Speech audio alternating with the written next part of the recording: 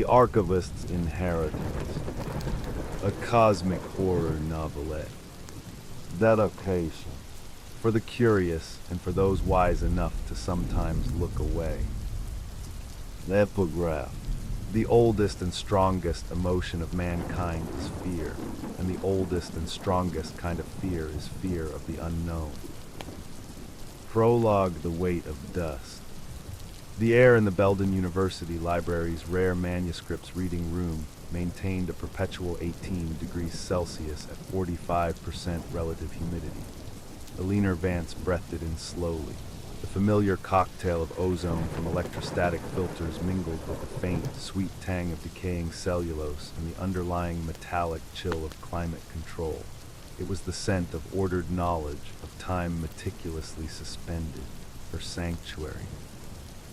Sunlight filtered through ultraviolet-resistant glass slanted across the vast oak table where Eleanor worked. Before her lay the 1743 shipping manifest of the Meridian Star.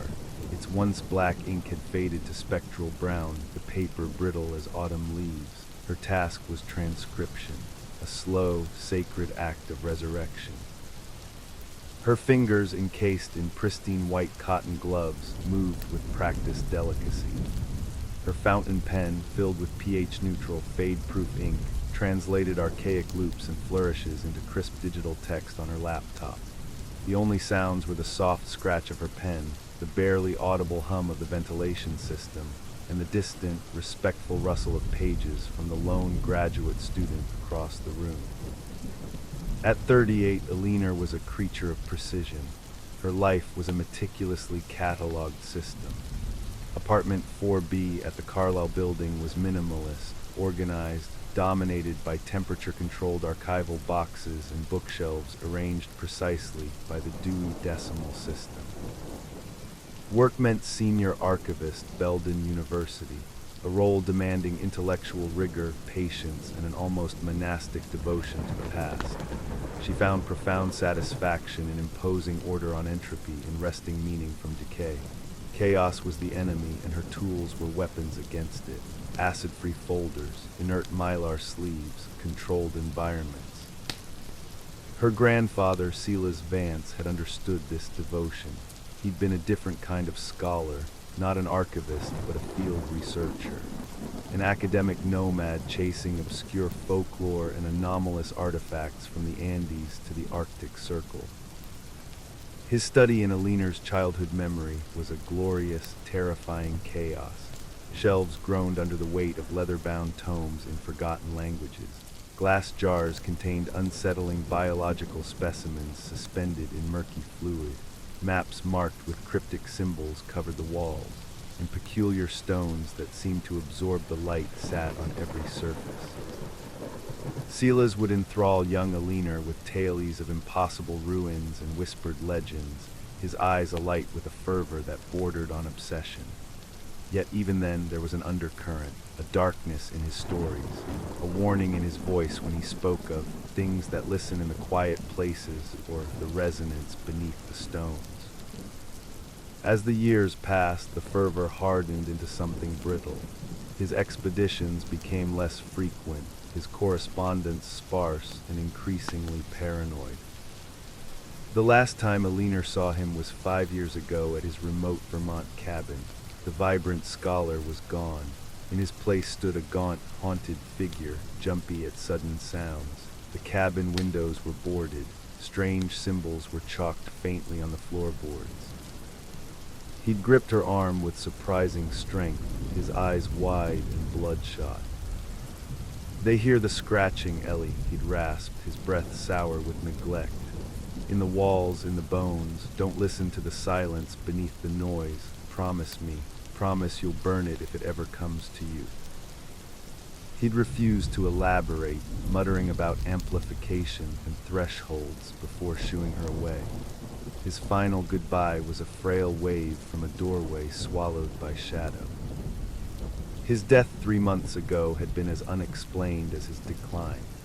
Found slumped at his desk by a concerned neighbor, the local coroner listed cardiac arrest, a convenient label for a man whose body showed faint, inexplicable bruising resembling constriction bands around his torso and minor internal hemorrhaging with no external cause. The police report was perfunctory. Silas Vance, eccentric academic, died alone, case closed.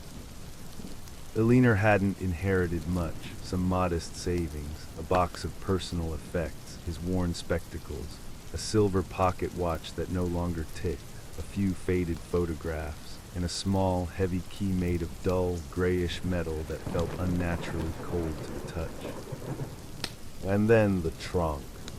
It arrived 2 weeks after the funeral, delivered not by a standard courier, but by a specialized art-handling firm, requiring her signature and identification.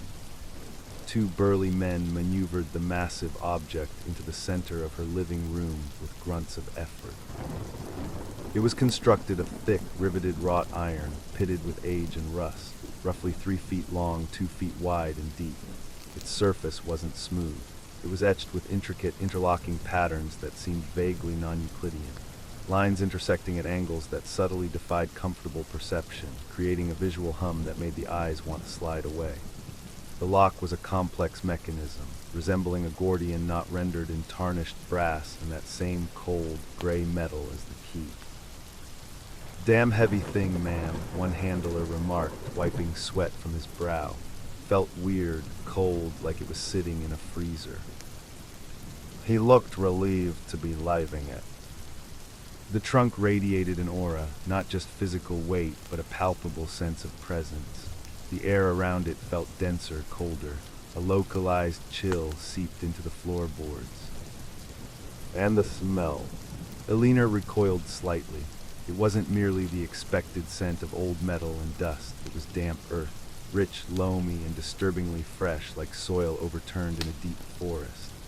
Underlying that was a sharp tang of ozone, the electric smell of a storm about to break, and beneath it all, faint but undeniable, was an organic note, fungal and slightly sweet, like decaying mushrooms or damp fur.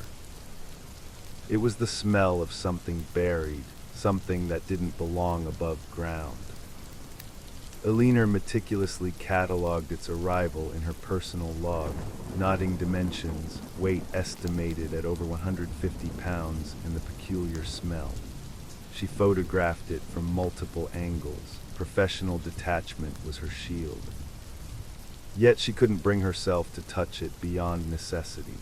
It sat in her clean, modern living room like a gargoyle perched on a cathedral spire.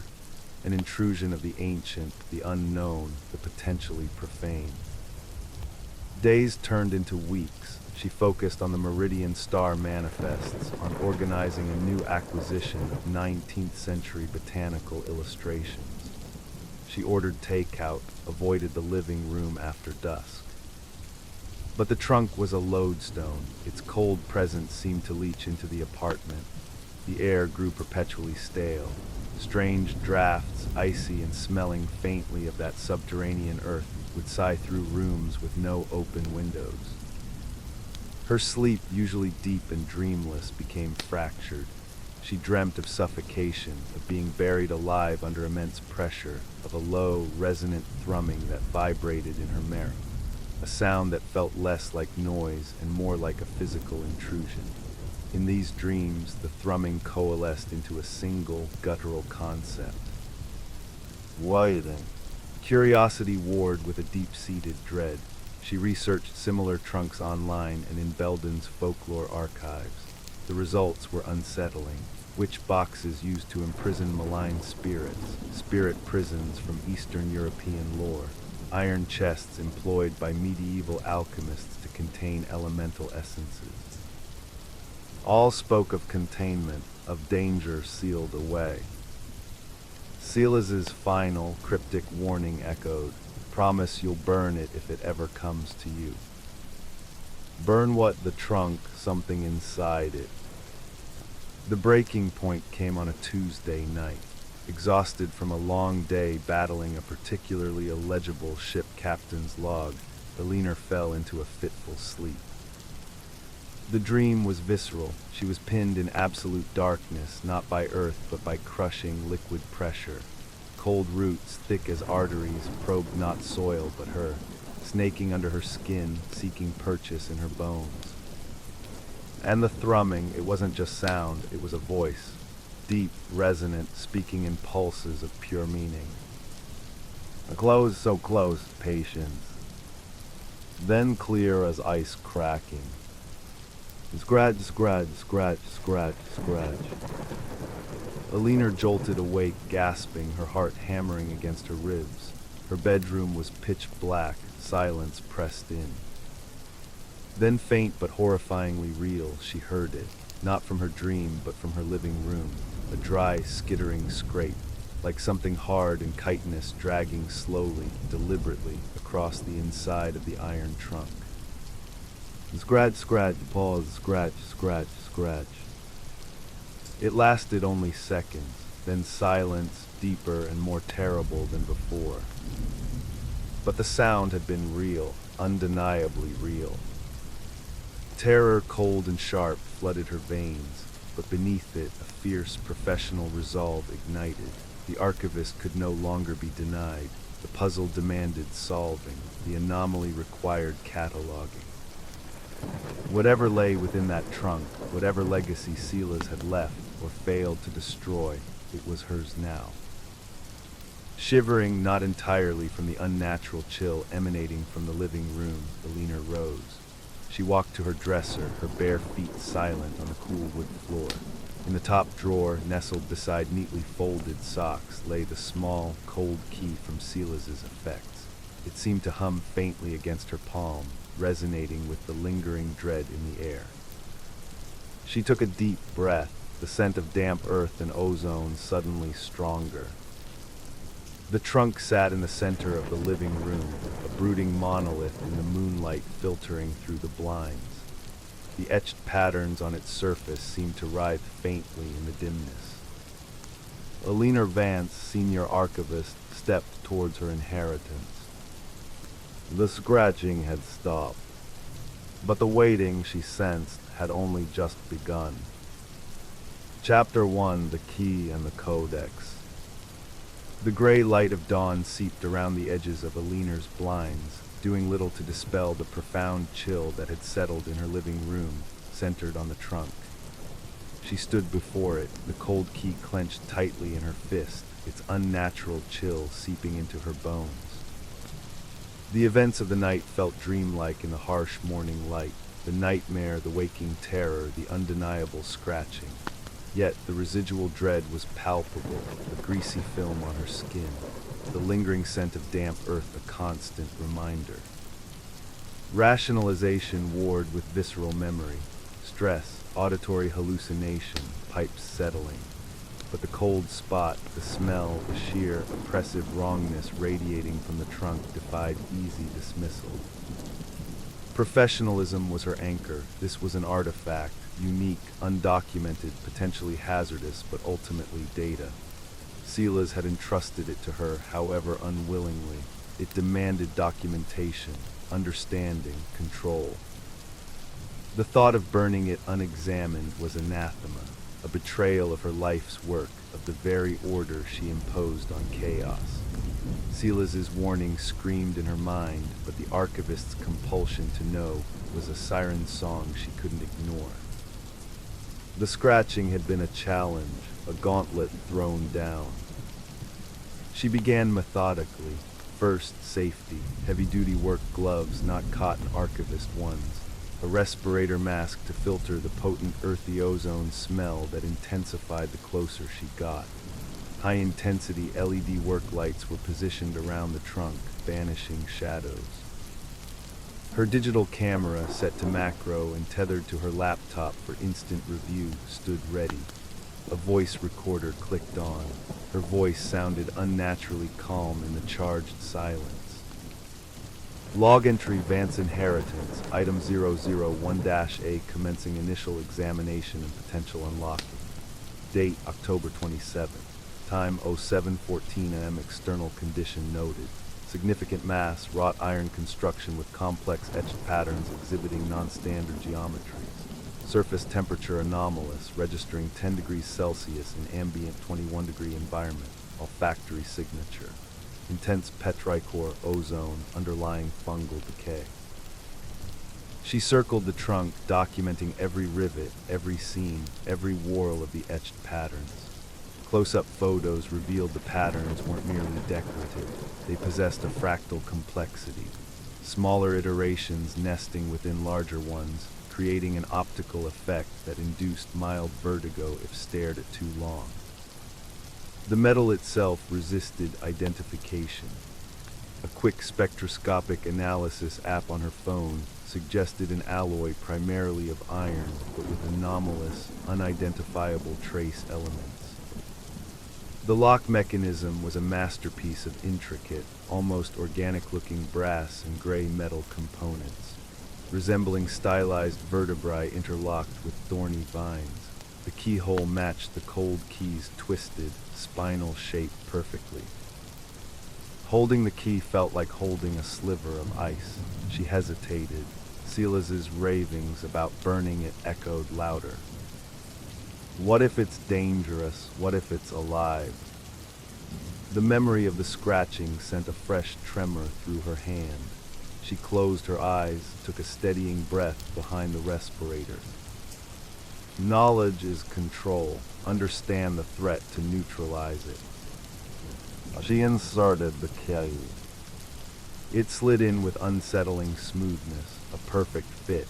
She turned it clockwise. The mechanism resisted for a fraction of a second, then yielded with a series of soft, internal clicks. Not metallic clicks, these sounded wetter, more organic, like knuckles cracking deep within a joint. Alina froze, her breath catching. The clicks echoed in the silent room, then came a distinct hiss, the sound of pressure equalizing. A puff of frigid air escaped the seam around the lid, carrying an intensified wave of that damp earth decay ozone smell, now laced with a coppery tang, like old blood. Her heart hammered against her ribs. The lid rose surprisingly easily on well-oiled, unseen hinges, revealing the interior. It wasn't lined with simple velvet. A thick layer of grayish-white fibrous insulation covered the bottom and sides. It resembled coarse, dried lichen or an advanced fungal growth, brittle and cool to the touch through her gloves. Nestled within this alien nest, cushioned by the crumbling material, lay a single object. It was a book, smaller than she expected, roughly the size of a modern hardback novel, but infinitely denser, heavier in presence than its dimensions suggested. The binding was leather, but like no leather Alina had ever encountered. It wasn't merely dark brown or black, it was the absence of light, a void given form. It seemed to actively absorb the bright LED beams directed at it, refusing to reflect, creating a disturbing pocket of shadow even under intense illumination. Touching it through her glove elicited a jolt. It was unnaturally warm, like skin flushed with fever, yet simultaneously radiated a deep, penetrating cold that seeped into her fingertips. The surface wasn't smooth. It was covered in a microscopic, raised texture. Intricate, swirling patterns that felt disturbingly like corrupted braille under her gloved fingertips. Centered on the front cover was a single symbol, not embossed but seemingly grown from the leather itself, a raised scar of darker void. It was an angular, jagged rune that looked like a broken cruciform fused with a barbed hook, a shape that caused an immediate, visceral sense of unease, a twisting in the gut.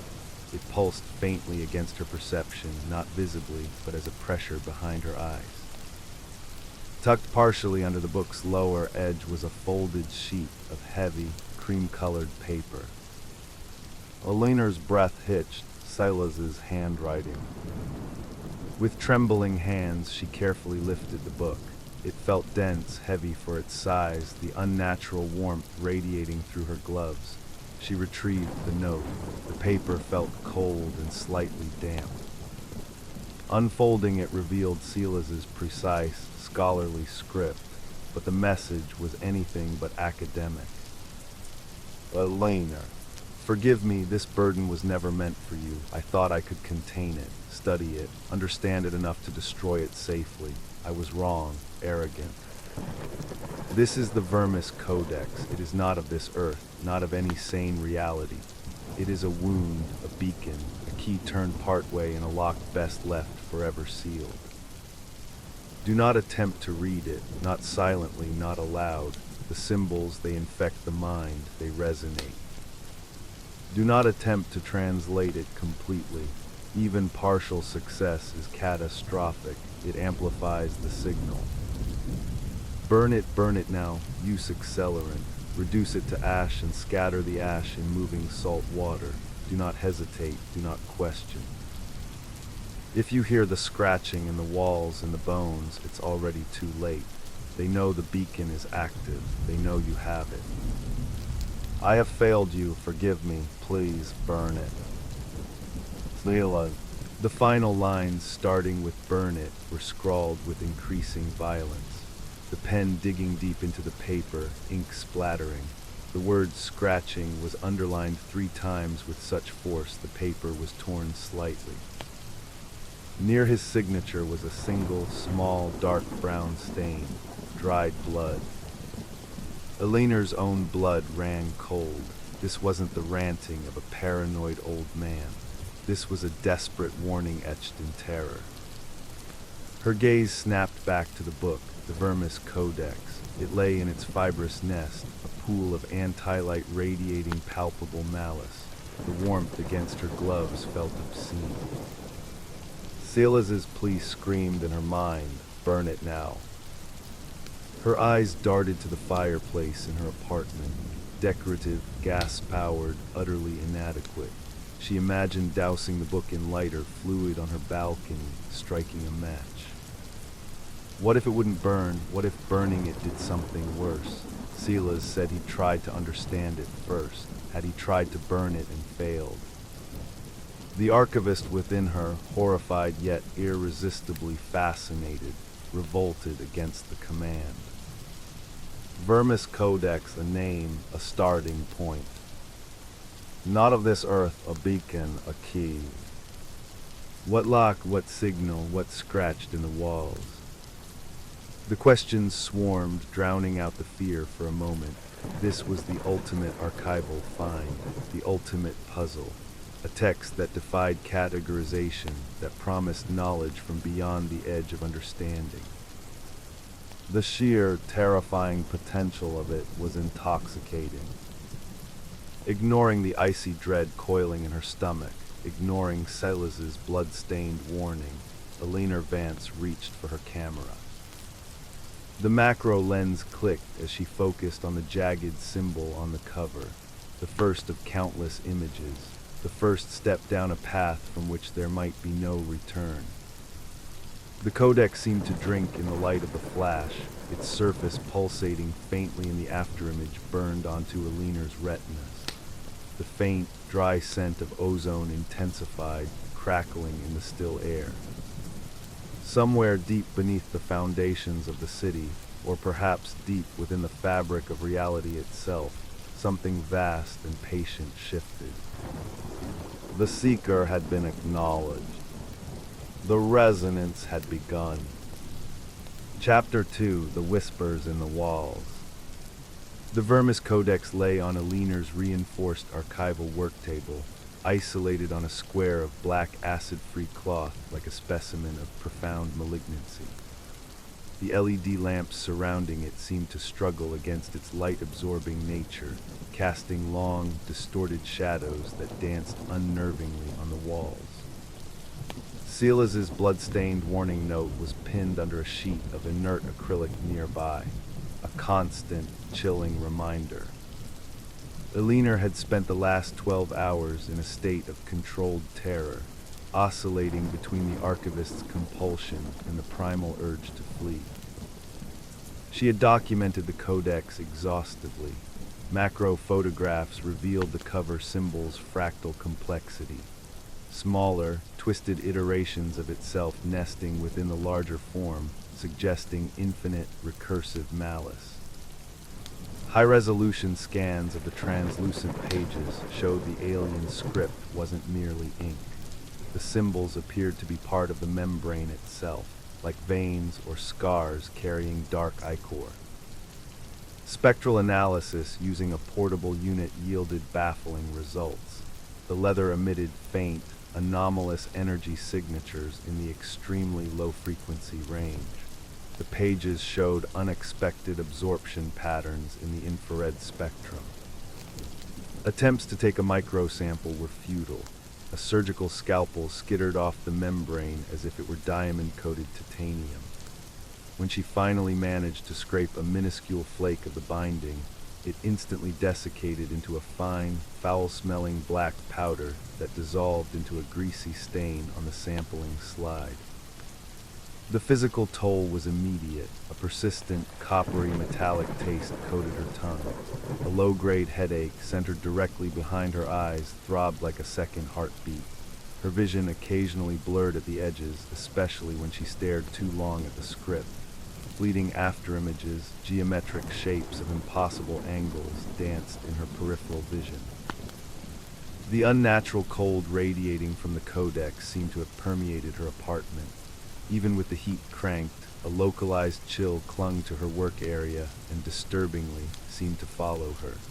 The damp earth and ozone smell was now a constant, faint background presence.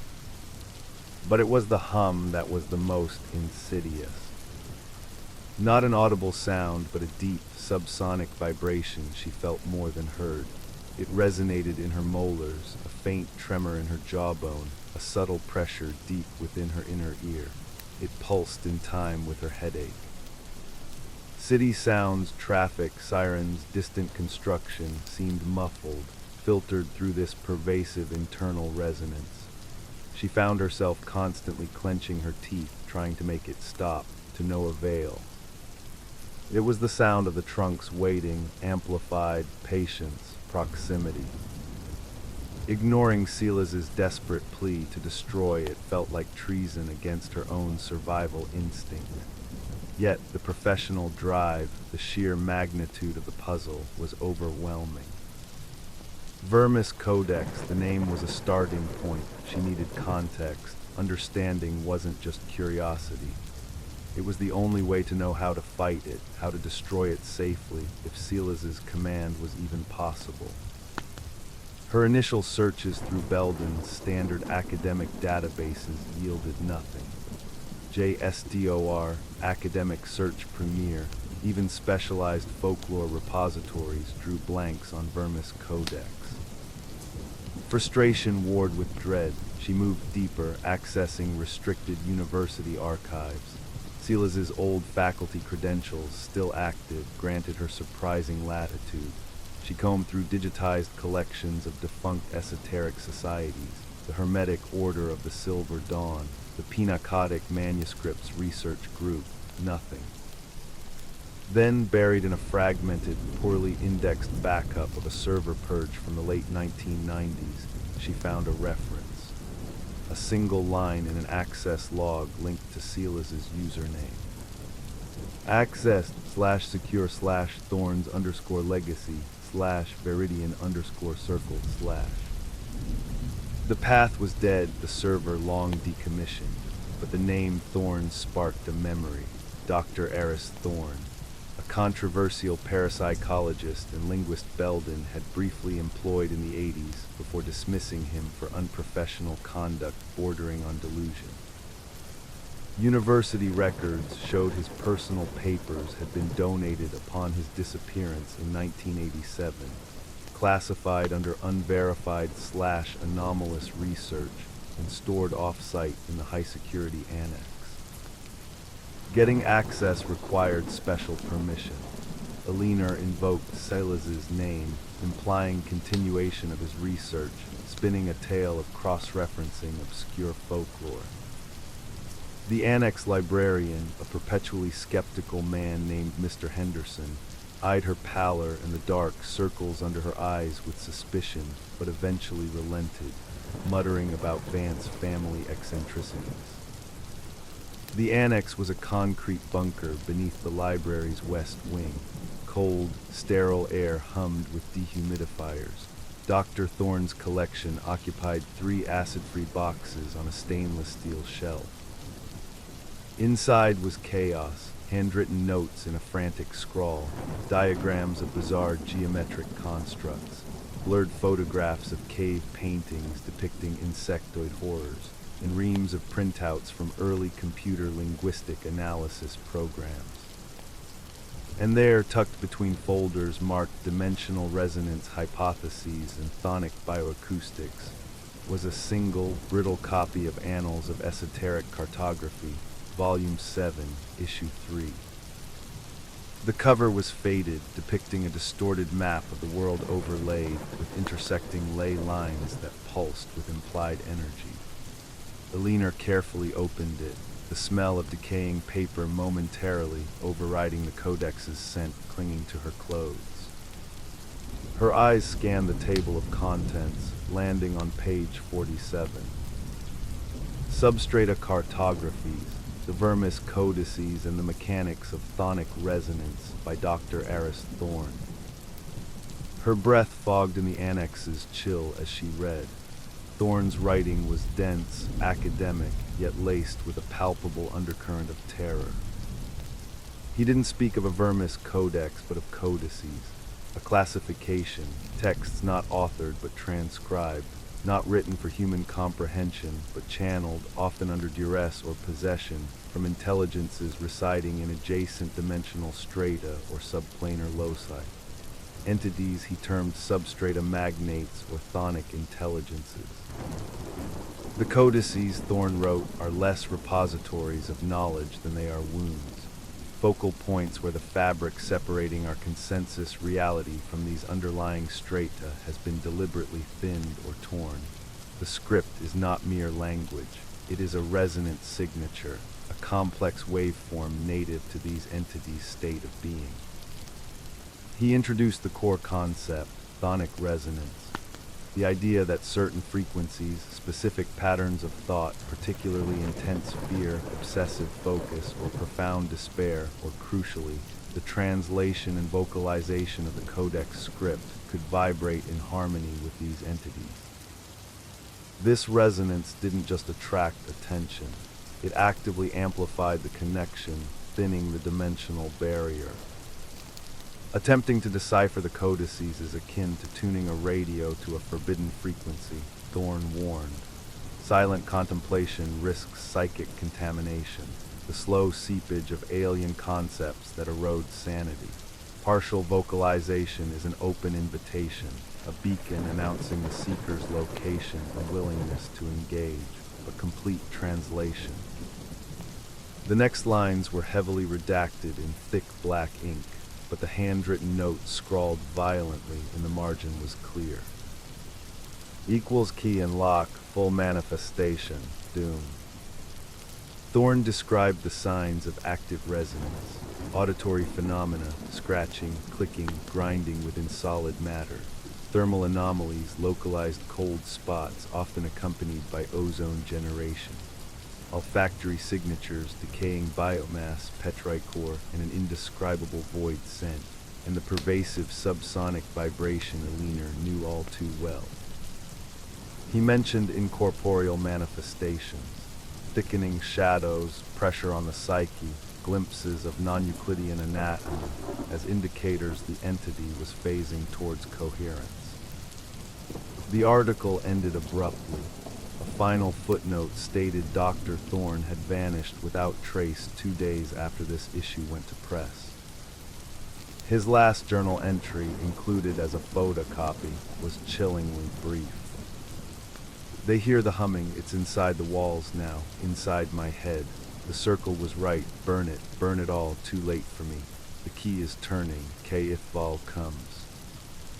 The words K-Ithval were underlined multiple times. Elena sat back on the cold annex floor, the journal trembling in her hands. Silas hadn't been paranoid. He'd been fighting a war against something incomprehensible. Thorne's article wasn't crackpottery. It was a terrifying field manual. The codex was a wound, a beacon. Her attempts at translation were amplifying the signal. The scratching was them. The humming was the resonance. And K'ithval, the name resonated with the symbols she tentatively decoded. She felt sick. The metallic taste was strong. The hum in her bones seemed louder, vibrating in sympathy with Thorn's words. The entity had a name. It made it horrifically real. Silas's warning screamed in her mind, amplified 1,000-fold. Burn it now. But a new, terrifying thought emerged. Silas had the codex for decades. He tried to study it, contain it. He hadn't burned it. Why? Because he couldn't. Because burning it might do something worse.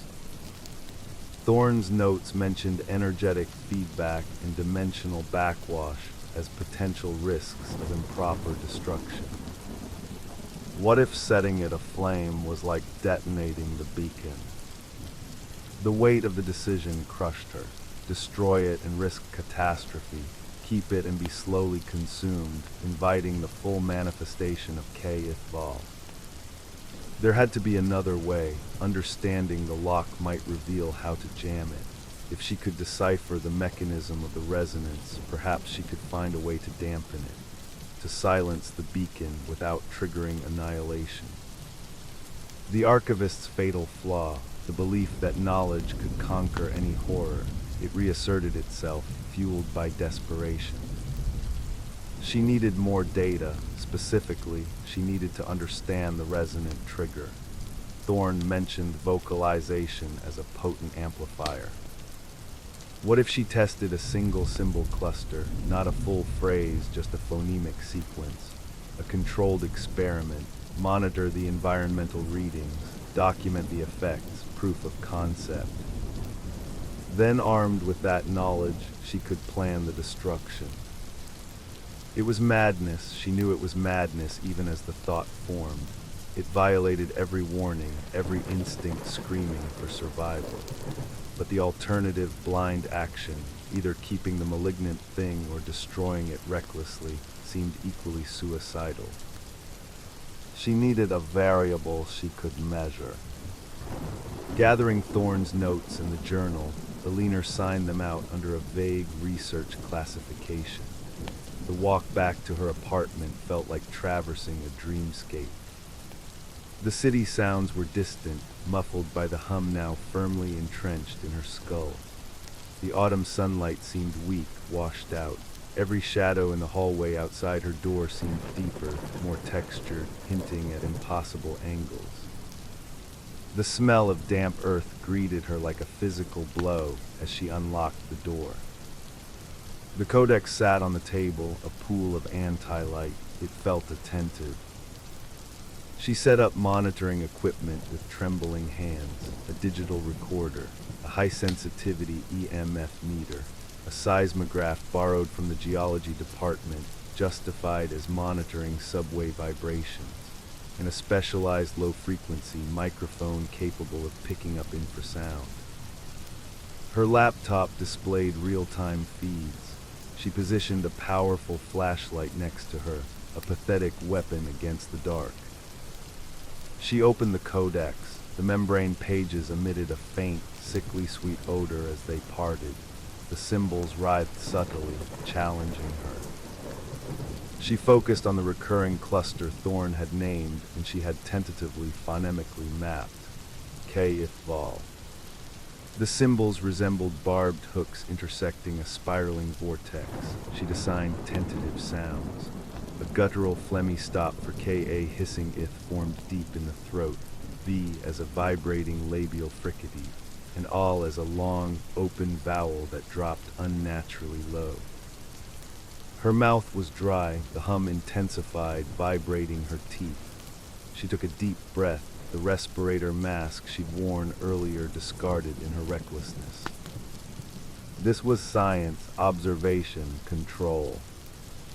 Her lips formed the sound silently, rehearsing, K'ithval.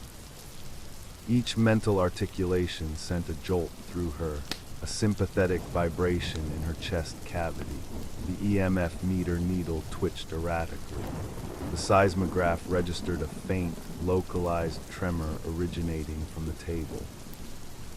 Gathering every shred of courage, every ounce of detached professionalism, Eleanor Vance leaned slightly towards the codex, her eyes fixed on the Kayith ball cluster.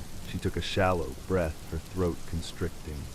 She forced the air out, shaping the alien syllables, her voice a hoarse whisper in the deathly silent apartment. Kayith ball. The effect was instantaneous and catastrophic. The high-intensity LED lamp directly above the codex didn't flicker. Its hardened glass lens imploded with a sharp crack, showering the table with glittering fragments. Simultaneously, every other electronic device in the room, the laptop screens, the digital recorder display, the EMF meter panel, even the digital clock on the microwave in the kitchen, went utterly black, not powered down, dead. Darkness plunged upon the room, thick and absolute, broken only by the beam of the flashlight Eleanor had instinctively grabbed, but the beam seemed feeble, struggling to penetrate a sudden, tangible gloom that had thickened like smoke. Then the noise erupted, not just from the walls, from everywhere. A dry, frenzied scrabbling, 1,000 frantic, chitinous claws scraping against plaster, wood, glass, even the ceiling above her. It was deafening, a horrifying cacophony of desperation and hunger. Underlying it, rising like a foul tide, was the wet, guttural clicking she'd heard before. But now it wasn't solitary, it was a chorus. Multiple sources, clicking in a discordant, predatory rhythm from different corners of the room, behind furniture, inside the now-closed iron trunk. The low-frequency microphone, miraculously still transmitting a signal to its now-dark display unit, would later reveal a subsonic roar peaking at 7 hertz, the frequency known to induce terror and disorientation in humans. The air grew thick, viscous, smelling overwhelmingly of rotting vegetation, ozone, and a new, cloying sweetness like decaying meat. An oppressive weight descended, not just physical but psychic, a crushing sense of insignificance, of being scrutinized by something vast, ancient, and utterly devoid of empathy. It was the weight of the abyss looking back. Eleanor's flashlight beam, trembling violently in her hand, swept the room. Shadows seemed to congeal, to become substantial. Near the iron trunk, the darkness wasn't just absence of light, it was a presence. It pulsed rhythmically, slowly, like the breathing of some colossal, slumbering beast. It absorbed the flashlight beam, seeming to thicken and writhe within itself. The cold radiating from it was arctic, causing condensation to instantly bloom on the nearby window pane. Panic, pure and primal, seized her. She tried to scream, but her throat locked. The scrabbling intensified, becoming a frenzied drumming. The clicking chorus rose to a fever pitch.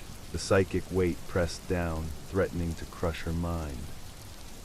She stumbled back, knocking her chair over with a clatter. As she fell, the wildly swinging flashlight beam caught the coalescing shadow near the trunk. For a fraction of a second, the light didn't just illuminate, it seemed to solidify the darkness. Eleanor saw it. Glistening, iridescent chitin, slick with a mucus-like sheen, forming segments of impossible geometry.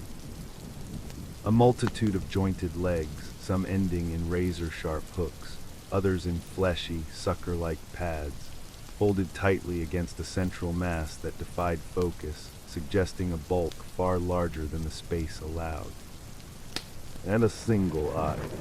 Not a mammalian eye, large, multifaceted like an insect's, but at its core, a dark, vertical slit pupil that didn't just reflect the flashlight beam. It seemed to capture it, holding the light with cold, alien intelligence.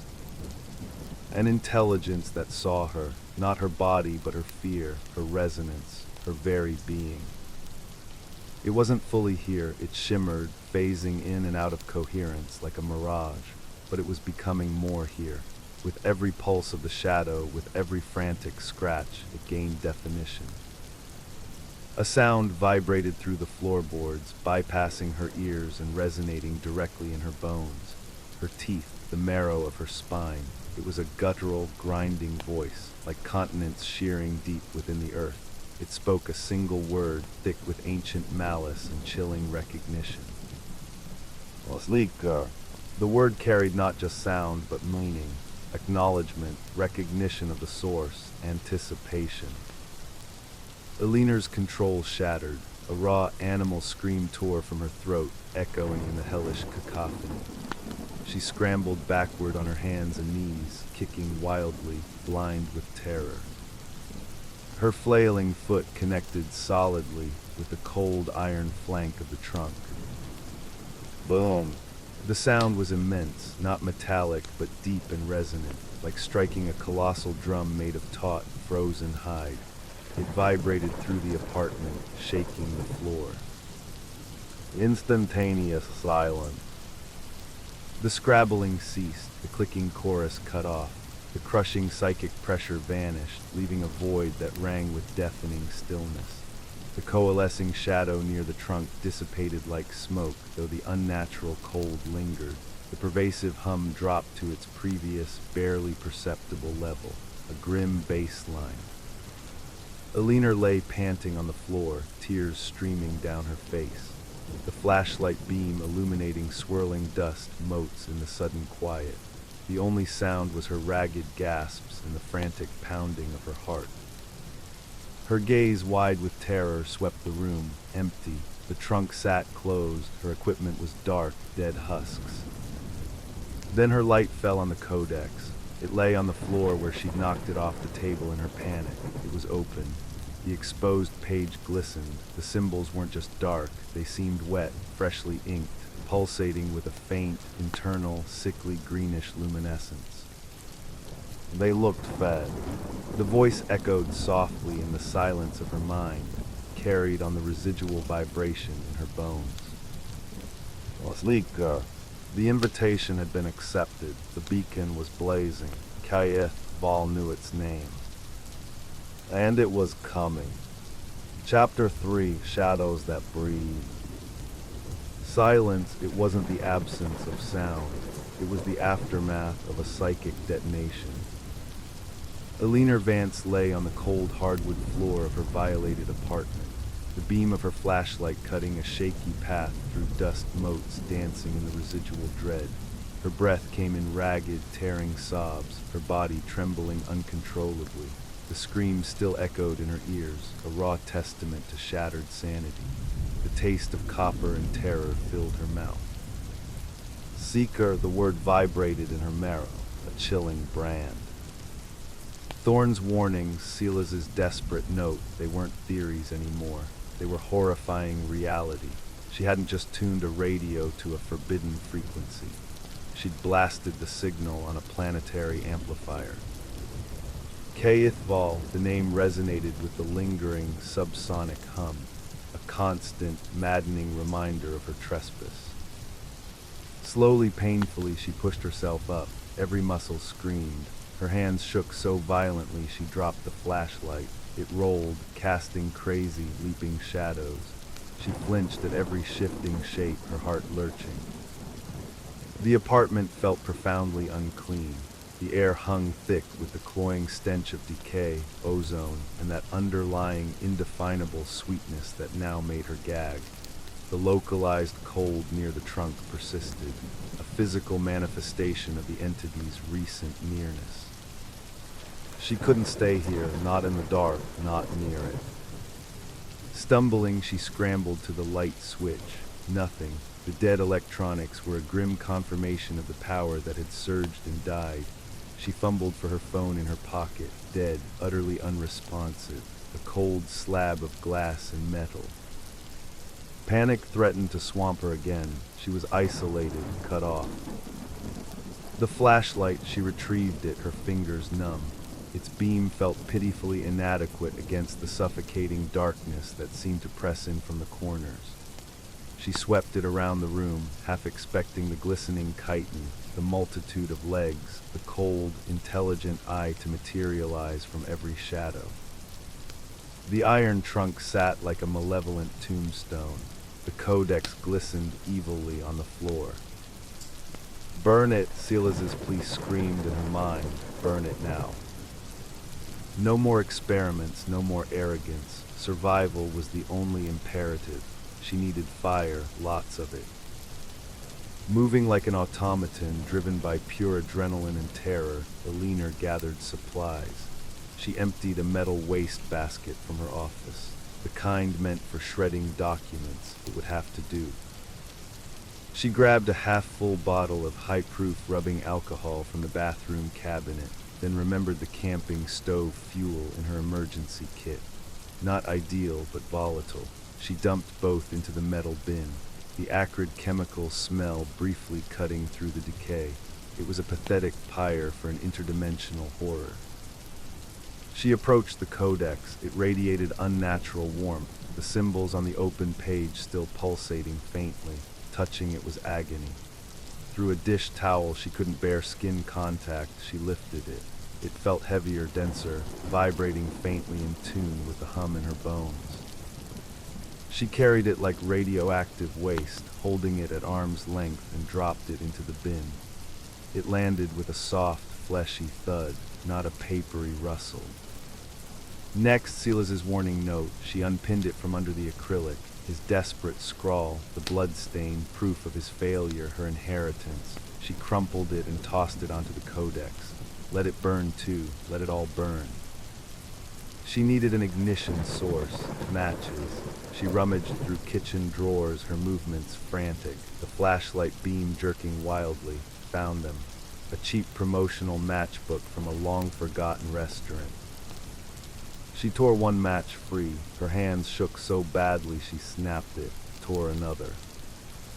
The plan was simple, desperate. Carry the bin down to the alley behind her building.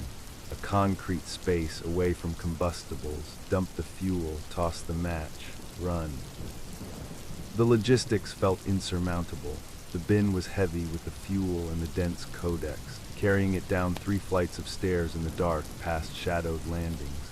The thought made her whimper, but staying here was death, slow death, or worse, becoming a key for K. Ithbal's full manifestation.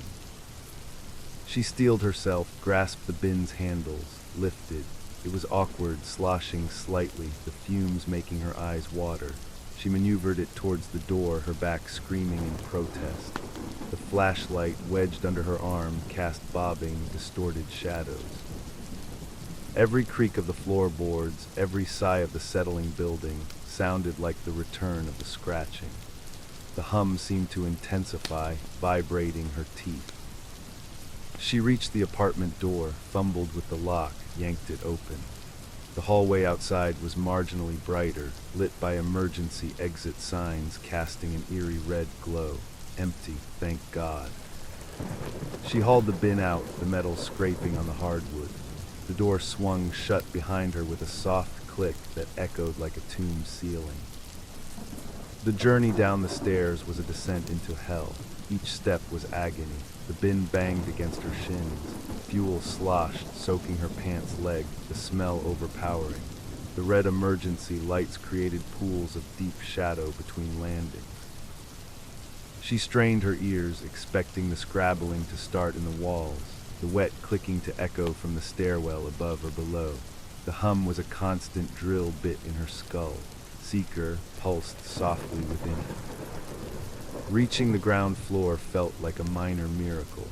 She pushed through the heavy fire door into the building's small, tiled lobby. Empty, quiet. The night security guard's desk was unattended. She hurried across the slick floor, the bins scraping loud in the stillness, and pushed through the rear exit into the service alley. The alley was a canyon of brick and concrete, lit by a single, flickering sodium vapor lamp high on the wall.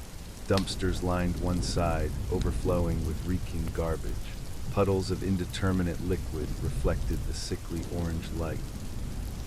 The cold night air hit her, a relief after the stifling apartment, but it carried the alley's own stench of decay and neglect. It was bleak, desolate, perfect. She dragged the bin several yards away from the dumpsters and the building wall, setting it down on the cracked concrete with a grunt. Her breath plumed in the chill air. The sodium light cast long, distorted shadows. The hum vibrated relentlessly in her bones. Do it now. She pulled the matchbook from her pocket. Her fingers were numb with cold and fear. She fumbled, almost dropping it, tore a match free, struck it against the strip. The match head sparked, fizzed, and died. Damp, she tried again, pressing harder. Scratch. A tiny flame sputtered to life, weak and yellow in the sodium glare. At that precise moment, she heard it. Not from the walls, not from the shadows, from inside the metal bin. A faint, dry, deliberate scraping. Scratch, scratch, scratch. Slow, purposeful, unmistakable. Alina froze, the tiny match flame trembling violently in her grasp. Her blood turned to ice water. Her breath caught in her throat. She stared, horrified, at the bin. The sound wasn't frantic or angry. It was patient, knowing, mocking, as if whatever lay within the codex or clung to it was simply tracing a symbol on the metal interior, waiting. The scratching stopped. The match flame guttered, threatening to go out in the damp alley air. The silence that followed was profound, heavier than any before. The city sounds, distant traffic, a siren blocks away, seemed to fade, muffled as if heard through thick wool.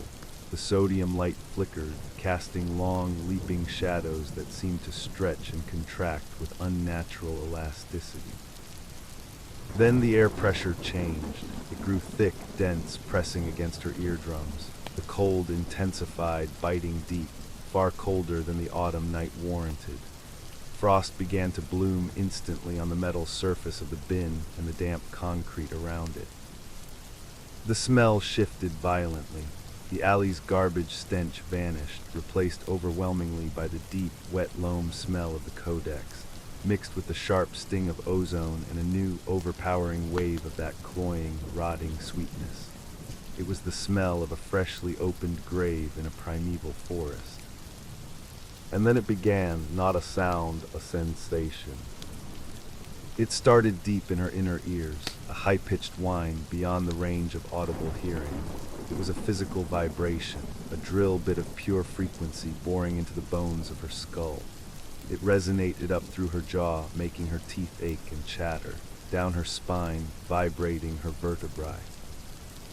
It grew rapidly in intensity, becoming a physical agony, a white noise of the soul. It wasn't tinnitus from damage, it was imposed resonance, chthonic resonance tuned directly to her. Found. The grinding voice vibrated through the concrete beneath her feet, through the soles of her shoes, up her legs and into her core, resonating alongside the high-pitched whine. It wasn't a single voice now. It was layered, a chorus of deep, grinding tones speaking as one. The word carried finality, triumph, ownership. The tiny match flame snuffed out as if smothered by the oppressive atmosphere. Alina clapped her hands over her ears, but it was useless. The vibration originated within her, amplified by the entity's proximity to the codex. It was inside her head, a psychic drill seeking the deepest recesses of her mind. Accompanying the agonizing whine came intrusive, vivid flashes, not visual but experiential.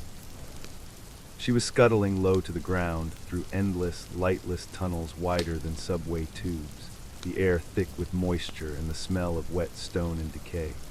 Countless jointed legs moved with impossible, silent synchronicity around her, a vast, chitinous river flowing through the deep earth, the oppressive weight of millions of tons of rock pressed down from above.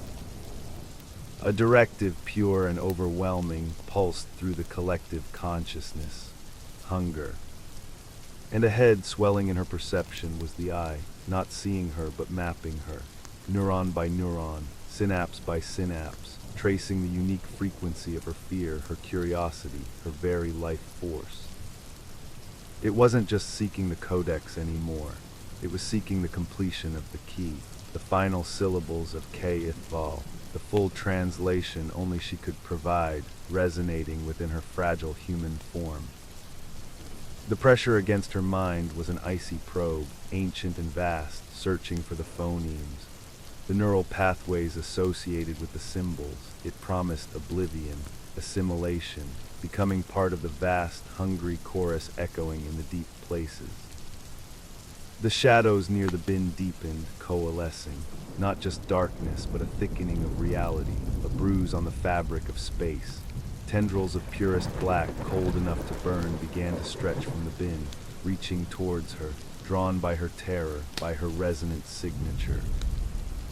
The high-pitched whine reached a crescendo, threatening to shatter her skull. The grinding voice vibrated through her bones. Kale. Alina looked down at the dead match in her trembling fingers, then at the bin, the source of the coalescing shadow, the psychic assault, the unbearable resonance. The codex within pulsed with a sickly, internal light visible even through the metal. The cold radiating from the shadow tendrils burned her skin. Knowledge flooded her, cold and absolute. Thorn was right, Silas was right, but they hadn't understood the full horror. Burning the codex now with the entity this close, this attuned to her, it wouldn't destroy the beacon. She was the beacon now, her fear, her resonance. Her very attempt to destroy it might be the final act of amplification, the final turn of the key. K-Ithval didn't just want the book, it wanted the seeker, the translator, the human resonator. The bin, the alley, the coalescing shadow. It was a trap, a focal point drawing the entity closer to coherence through her. With a sob ripped from her by the vibration threatening to tear her apart, Alina Vance did the only thing her shattered mind could conceive. She turned her back on the bin, on the codex, on the reaching shadows, and she ran. Not towards the street, not towards help. She ran blindly deeper into the alley's gloom, away from the locus of the horror. Her feet pounded on the wet concrete, slipping on refuse. The high-pitched whine was a constant, agonizing drill in her skull, a siren song only she could feel, a tether anchoring her to the abyss. The shadows cast by the flickering sodium light seemed alive, textured with impossible geometries, hiding infinite angles. Every grating she passed hummed with a subtle, sinister vibration in sympathy with the resonance inside her. The rumble of a subway train deep below the city streets echoed the entity's grinding voice. The city itself felt like a thin, fragile crust stretched over an infinite, hungry dark. She ran, lungs burning, legs screaming, driven by pure animal terror, but the whine, it didn't fade, it didn't lessen, it stayed, constant, agonizing, a permanent, vibrating tether hammered into her soul. It knew where she was, it was coming, and the scratching in the marrow of her bones had only just begun. Chapter 4, The Bone-Deep Whisper. The alley became a throat, brick walls pressed in, slick with grime and vibrating with the high-pitched whine screaming inside Alina's skull. She ran, boots slipping on greasy concrete, the frantic slap of her footsteps echoing back like taunts. The flickering sodium light dwindled behind her, swallowed by a darkness that felt thicker, hungrier than mere night. Every shadow pulsed with the rhythm of the bone-deep resonance. Every grating she passed hummed a sinister harmony with the internal drill bit threatening to shatter her sanity. Found key, the grinding chorus vibrated up through her soles, bypassing ears to resonate directly in her marrow. It wasn't just sound, it was intent. K-Ithval had tasted her resonance, her fear-fueled attempt to translate its name. She wasn't just the seeker anymore, she was the sought, the living key. The beacon was no longer bound to the codex in the alley bin, it was her. Panic was a live wire in her chest. Get away from the bin, break the line of sight. She burst from the alley's oppressive gloom onto a dimly lit side street. The city opened up, streetlights casting isolated pools of jaundiced light, empty sidewalks, the distant groan of traffic. Yet instead of relief, a deeper terror seized her. The cityscape felt alien, hostile. The buildings weren't structures. They were tombstones on the thin crust of a fathomless grave. The grid pattern of a fire escape resembled segmented chitin. The rumble of a subway train deep below vibrated in perfect, terrifying sync with the internal whine. The air smelled faintly, persistently, of damp earth and ozone, even here. The whine intensified, spiking into a physical agony behind her eyes. A new wave of intrusive imagery flooded her mind, sharper, more insistent. Scuttling through lightless, dripping tunnels, the air thick with the musk of primordial decay and the psychic scent of hunger. Not alone, never alone, part of the vast, silent flow of countless jointed legs moving with dreadful purpose. The crushing weight above, the cold stone below. And ahead, always ahead, the cold, multifaceted eye, swelling in her perception, not just mapping her, but cataloging her unique vibrational signature.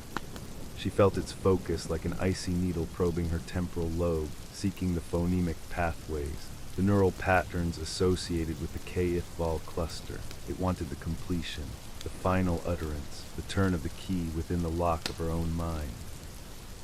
She stumbled, clutching her head, a whimper escaping her lips. The vibration wasn't just auditory torture. It was an invasion, a violation. She could feel its pressure against her thoughts, cold and vast, testing the walls of her consciousness, searching for the weak points, the resonant frequencies of her terror and despair.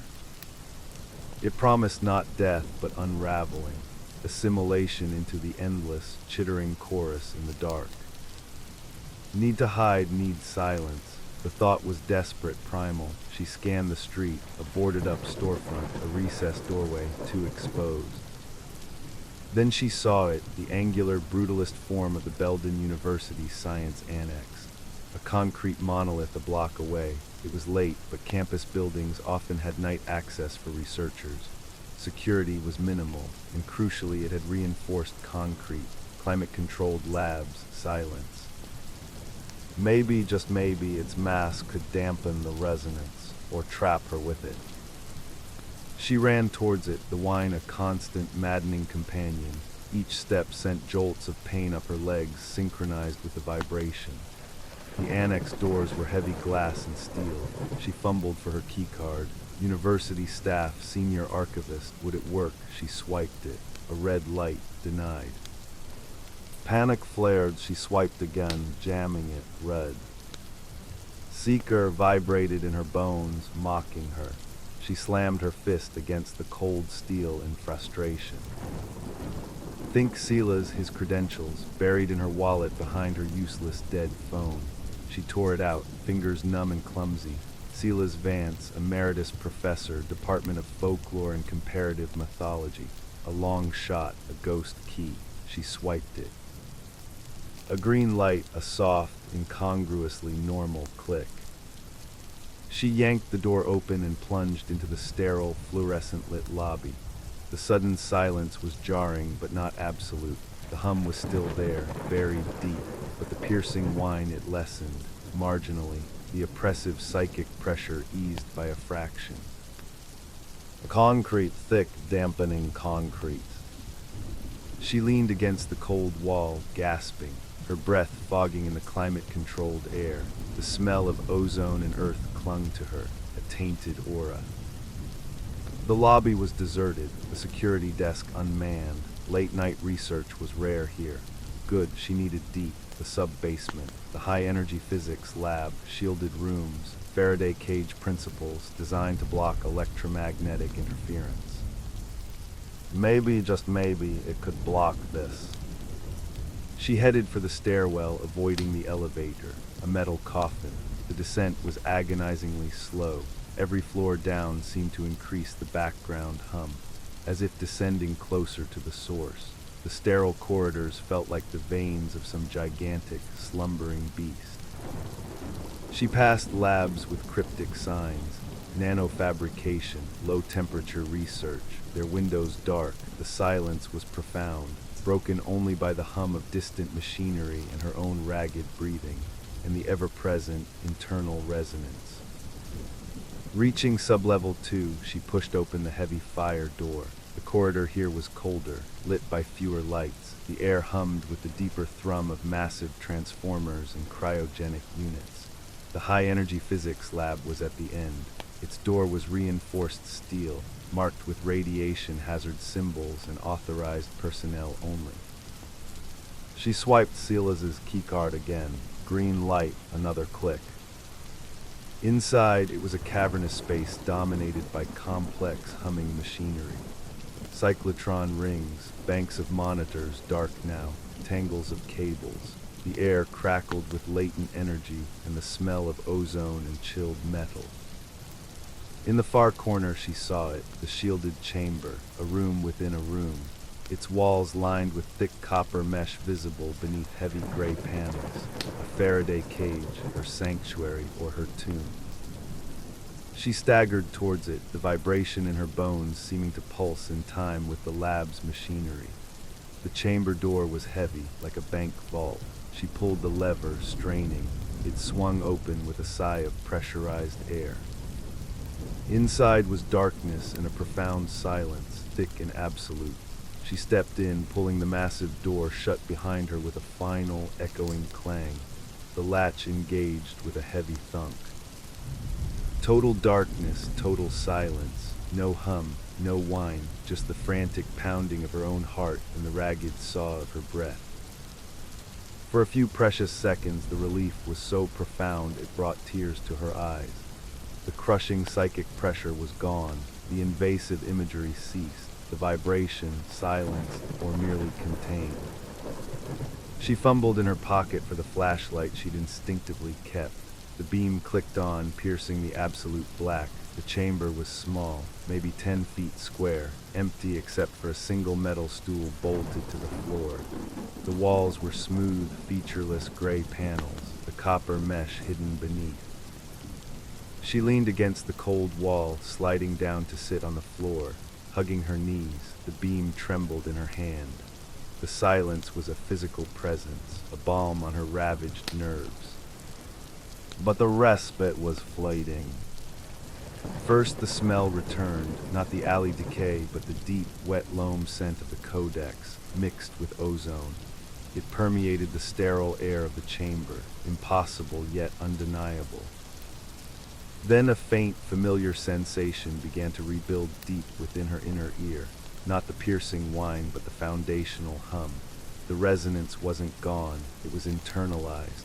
The cage blocked external signals, but the vibration was now part of her biological signature, resonating within the cage of her own bones. No hide. The grinding voice vibrated softly, not through the floor, but within her chest cavity. It was fainter, muffled by the chamber, but horrifyingly intimate. It carried amusement, patience, certainty. The imagery flickered back, weaker but persistent. The vast, lightless caverns, the silent flow of countless forms, the crushing weight. The eye turning its focus not towards her but through her. It perceived the shielded chamber not as a barrier but as a conduit. Her own resonant fear, amplified by the isolation, by the crushing silence, was a pure signal broadcast on a unique frequency only it could detect. The cage wasn't hiding her, it was focusing her emission. She felt the cold probe against her mind again, less forceful but more insidious, seeping through the cracks in her terror. It traced the neural pathways of the K-Ithval symbols, a phantom tongue tasting the shape of the sounds within her.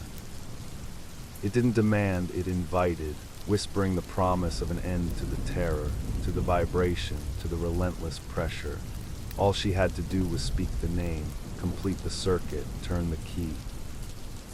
No, the denial was a spark in the darkness. She wouldn't be the key. She wouldn't open the door. Selas had failed. Thorn had failed, but she wouldn't be the instrument of its full manifestation. Her hand closed around the matchbook in her pocket. The single dead match she'd dropped in the alley was gone, but the matchbook remained, a tiny potential for fire, her only weapon, not against the entity, but against herself. A new plan, born of utter desperation and chilling clarity, formed in the suffocating silence. If she was the beacon, the resonator, then silencing the beacon required silencing the resonator permanently, before the entity refined its signal, before the pressure became too great, before she broke and spoke the words. The Faraday cage wasn't a sanctuary, it was a crematorium, sealed, reinforced, contained. If she could create enough heat, enough fire, consume herself, consume the resonance within her. Deny Kayeth Vol its key, a final, defiant act of control. She pulled out the matchbook, tore free a match. Her hand, steadied by grim resolve, struck it against the strip. It's great. A tiny, defiant flame bloomed in the flashlight beam, dancing yellow and orange in the absolute darkness of the shielded chamber. It cast flickering shadows on the smooth gray walls. For a fraction of a second in the leaping light, one of those shadows seemed thicker, darker. It pulsed, not a shadow cast by her or the flame, an intrusion, a localized thickening of darkness in the corner opposite her. And within it, for a fleeting instant, the suggestion of a glistening, chitinous curve reflecting the tiny flame. Defiant. The grinding voice vibrated within her, carrying curiosity, irritation, and a chilling anticipation. The psychic probe intensified, a cold spike driving into her prefrontal cortex, seeking the command center for speech, for the final utterance. The match flame guttered, threatened by the sudden, arctic cold radiating from the coalescing shadow in the corner. The smell of wet earth and decay became overpowering.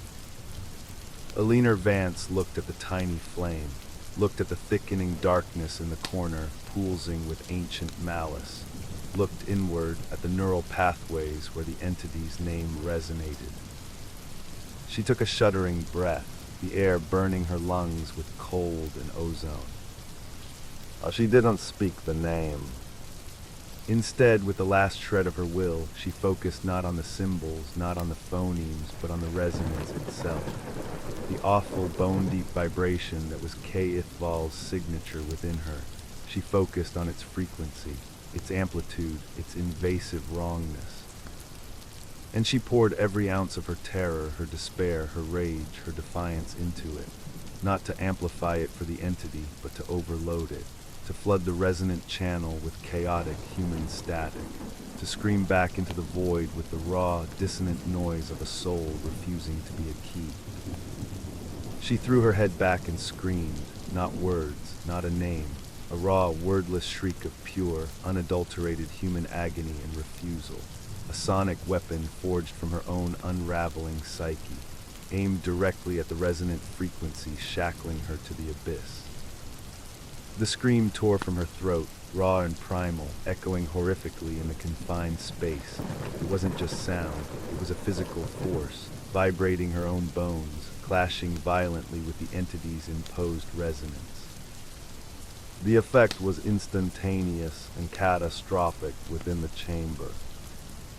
The tiny match flame exploded, not with heat, but with a burst of blinding white light and a concussive thump of displaced air that slammed Alina against the wall. The flashlight lens shattered, darkness plunged back, absolute and complete. But the scream continued, and within it, the dissonant feedback loop she had created, her raw human frequency clashing with the cold, alien resonance, reached a critical pitch. The shielded chamber walls, designed to contain electromagnetic energy, rang like a monstrous bell struck with unimaginable force. The copper mesh beneath the panels glowed cherry red for a split second, illuminating the chamber in a hellish strobe. In that flickering, infernal light, Alina saw the coalescing shadow in the corner recoil. It didn't dissipate, but it writhed violently, the suggestion of chitinous form flickering in and out of coherence. The multifaceted eye, briefly visible, reflected not just light, but a ripple of pure, agonizing dissonance. A screech of feedback, audible this time, a nails-on chalkboard shriek mixed with the grinding tectonic voice, ripped through the chamber, emanating from the shadow itself. Pain silent. The entity's voice vibrated within her, not triumphant now, but laced with shock, outrage, and a searing flash of agony. The psychic probe snapped back like a severed cord. The crushing pressure vanished, the intrusive imagery shattered. The bone-deep hum and the piercing whine didn't stop, but they fractured, becoming distorted, chaotic, laced with static. The clear, directive signal was gone, replaced by a jarring, painful cacophony within her own nervous system. The glowing mesh faded, darkness returned. Silence, thick and ringing, followed the concussive thump and the entity's shriek. Elena slumped to the cold floor, gasping, her throat raw, her ears ringing, her body trembling uncontrollably. The smell of ozone was overpowering, mixed with the sharp scent of overheated metal and something else. A faint, acrid smell like burnt chitin. The shadow in the corner was gone. The immediate presence had withdrawn. But the fractured resonance remained within her, a constant, discordant vibration, a permanent scar on her psyche. She had denied it the key. She had fought back with the only weapon she had, her own self-destructive defiance. She hadn't won, she had merely created static on the line, a temporary reprieve bought with unimaginable pain. She was still the beacon, but the signal was now corrupted, broken, unreadable for now. Alone in the absolute, resonant darkness, curled on the cold floor of the shielded tomb, Elena Vance clutched the empty matchbook in her blistered hand. The silence wasn't peaceful, it was the quiet after a detonation, filled with the phantom echoes of screams and the discordant, bone-deep hum of a connection violently disrupted, but never truly severed. Kayithval had been denied its key, but its attention, its hunger remained, and the static in her bones was its new, dissonant song. Epilogue: The Unquiet Archive. 1 week later. The alley behind the Carlisle apartment smells of damp garbage and urban decay, as it always has. The metal bin where Elena Vance attempted her doomed pyre sits empty, a faint, greasy stain on the concrete, the only trace of gasoline. City workers found it overturned, reeking of chemicals and something vaguely fungal, but otherwise unremarkable. No book, no ashes, no clues. Apartment 4B remains sealed, a police notice on the door citing an ongoing investigation. Inside, the air hangs heavy and stale.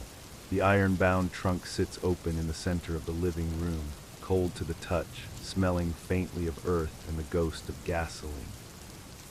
Silas Vance's warning note is gone. Elena Vance's research printouts, notes, photographs conspicuously absent. Only the faintest greasy smudges on her work table, resistant to cleaning, hint at the presence of something profoundly anomalous. The sense of violation lingers, a psychic stain on the walls. At Belden University, life moves on. The position of senior archivist is advertised discreetly. The 18th century shipping manifest Elena was transcribing lies unfinished in the rare manuscript's vault, a mute testament to interrupted scholarship. University IT quietly notes a series of unexplained data corruptions in access logs and archived research files linked to Silas Vance and Elena Vance. Dr. Eris Thorne's papers, returned to the annex, show signs of recent, frantic handling, though security logs show no authorized access during the time frame. Mr. Henderson, annex librarian, makes his final rounds through the annex's concrete corridors before locking up. The silence is profound, broken only by the hum of climate control. As he passes the high-security storage wing, a sound makes him freeze. Not machinery, not pipes, a faint, dry, skittering scrape. Scratch, scratch, scratch. It seems to come from inside the wall of the reinforced manuscript vault itself. It moves, slowly, deliberately, downwards towards the foundation. He shines his powerful flashlight beam at the sound. It stops instantly. The air around the spot feels suddenly, unnaturally cold. A faint whiff of ozone and damp earth hangs for a moment, then dissipates. Henderson shivers not from the annex's chill. He logs the incident as possible rodent activity, deeper inspection recommended, but his handwriting is uncharacteristically shaky. He doesn't linger. The underground location unknown. Water drips, cold stone presses in. Darkness is absolute, yet not empty. A discordant hum vibrates through the rock, a fractured signal, painful and raw. It pulses from a huddled form wrapped in a stolen lab coat, curled in the suffocating darkness of a disused service tunnel deep beneath the city streets. Eleanor Vance shivers, not from cold, but from the constant, agonizing vibration resonating within her own bones. The static-laden echo of Kay Ithval's interrupted call. The silence of the tunnels is an illusion. It's filled with the phantom skittering of countless legs, the wet clicking chorus, and the ever-present grinding voice, now distorted, frustrated, but undeniably focused. Seeker broken signal, recalibrate. The dissonance is a weapon and a wound. It keeps the full coherence at bay, but it's a torment etched into her nervous system. She clutches a single match, the last one in the book, her fingernail tracing the rough striker strip. It's not hope, it's a reminder, a tiny potential point of light and heat in an infinite, resonant dark, the ultimate, terrifying weapon against the static threatening to consume her from within. The archive of her mind is corrupted, filled with alien symbols, the echo of chitinous movement, and the cold, intelligent gaze of an eye that never blinks. The inheritance is complete. The horror hasn't ended. It has simply changed frequency. Kayeth Val is patient. The hunger remains. And the broken seeker, lost in the dark places, knows the scratching in the deep is just the entity learning to listen through the noise. The story isn't over. It's just beginning to resonate on a new, dissonant wavelength. The end.